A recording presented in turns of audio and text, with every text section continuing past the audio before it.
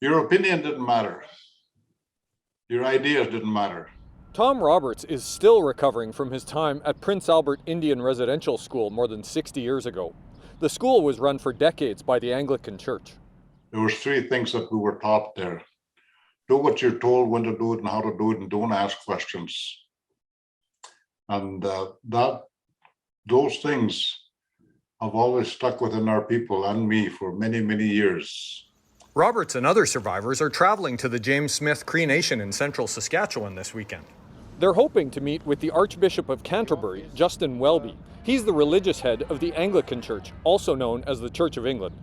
No one from the Anglican Church was available for an interview this week, but Archbishop Welby did issue a written statement. He acknowledged the tremendous suffering that the Anglican Church caused in Indigenous communities.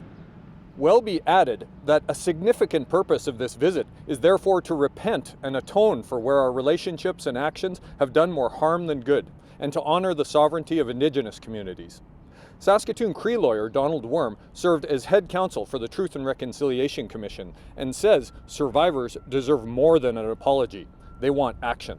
So what exactly is an apology then? Is it simply public relations? Is it feel good?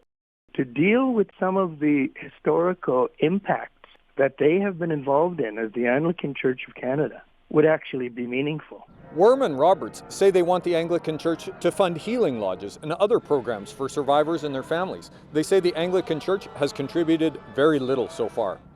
According to Worm, the Church of England has land and other assets worth at least $13 billion. Others note that the top official, the Supreme Governor of the Church of England, is Queen Elizabeth.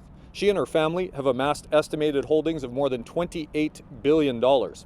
15 years ago, the Anglican Church paid survivors total compensation of $15.7 million, but a recalculation led to a refund, so the total was reduced to $12.9 million. An apology is okay, but you don't walk away from there.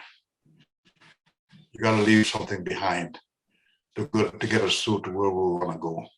Robert says he isn't sure how he'll feel if he meets Archbishop Welby this weekend, but he does know one thing.